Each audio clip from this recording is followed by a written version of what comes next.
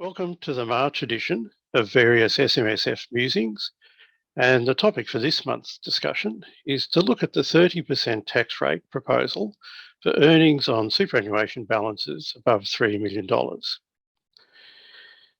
As we're well aware, after various stops, starts and adjustments, Treasury finally released the fact sheet entitled Better Targeted Superannuation Concessions last week, in which it went through an overview of the proposal to apply a 30% tax rate that will apply to earnings on superannuation member balances that exceed $3 million.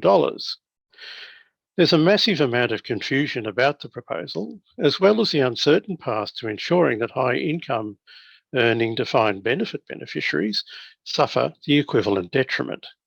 Although it is apparent that the Labor Party has been working on the policy for some time, despite what they may have suggested prior to the election, the details in the fact sheet would appear to indicate that the policy has been hurriedly put together with very little comprehensive thought put into the proposal. I should emphasise that, of course, we are currently only seeing proposals. We have yet to see any information contained in the federal budget, and we certainly haven't seen any enabling legislation, let alone amended legislation, that may pass through both houses of Parliament and receive royal assent. This, however, would also suggest that this policy is being directly targeted at the SMSF sector, which contains the majority of the large balances. At the recent SMSF Association annual conference, the promise of stability and certainty was mentioned 4 times in less than 3 minutes by Assistant Treasurer Stephen Jones in an otherwise less than impressive speech. In fact, he also stated, quote, "We want to make the case that your nest egg, your retirement savings, are always going to be safer under Labor," close quote. It is apparent that I may need to change dictionaries, as the definitions in my dictionary clearly are at odds with the Assistant Treasurer's. In some respects, I believe that individuals with material balances in super could tolerate, albeit through gritted teeth, a further percent on taxable income, but this proposal is not based on that standard concept. For the first time of which I'm aware, the additional 30% tax will work on unrealised capital gains as well as income, with adjustments for any withdrawals that may come from the superannuation benefit and net contributions made to the benefit. It is difficult to find a similar concept in international taxation, with the possible exception of the US approach to foreign grantor trusts. In limited circumstances, individuals with, say, an SMSF in Australia who have to file a US tax return are considered by the IRS to have to include unrealised capital gains on the SMSF as well as income attributable to the SMSF and are taxed on an annual basis.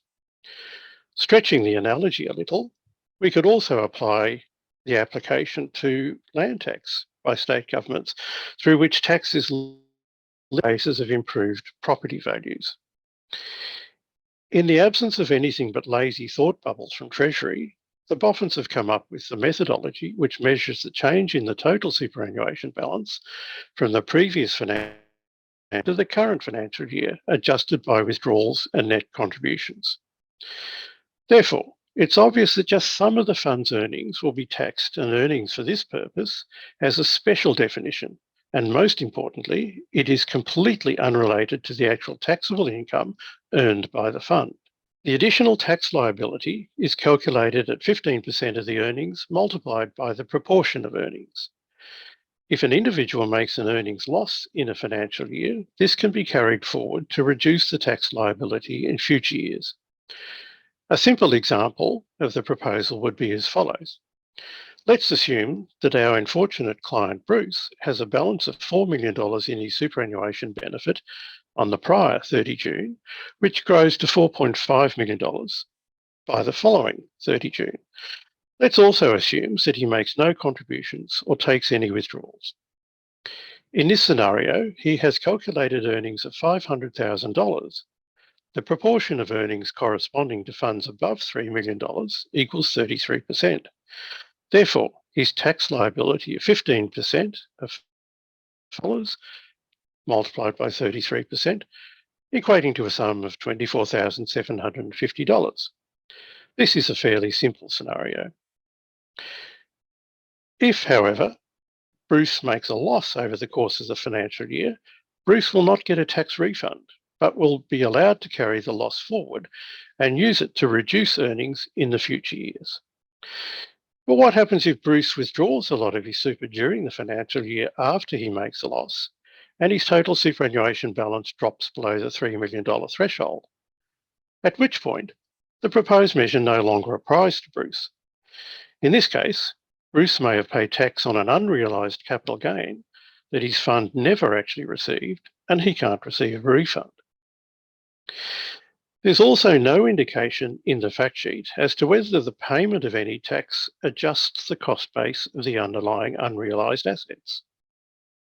Furthermore, the additional earnings tax is proposed to operate in a manner similar to the Div 293 tax, in that it's levied on the individual who has the capacity to either pay it himself, herself, or to request the release of the funds from the superannuation fund.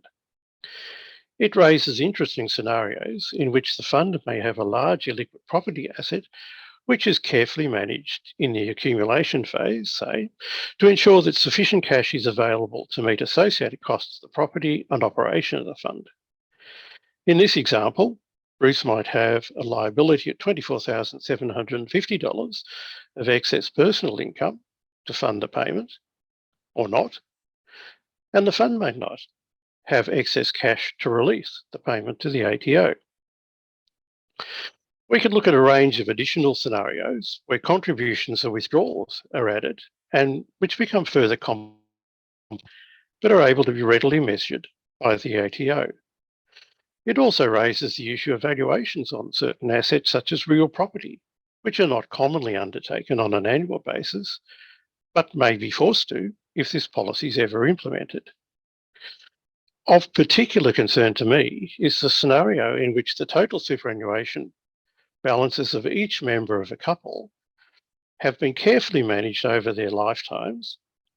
And let's, for our purposes, assume that each of the couple has a retirement phase account-based pension up to the $1.9 million general transfer balance cap, which is to take effect on 1 July, subject to any budget interventions. And let's assume the first of the couple dies. If we also assume that the pensions are reversionary to each other, and during the course of the year, the deceased's total superannuation balance would vest in the surviving spouse.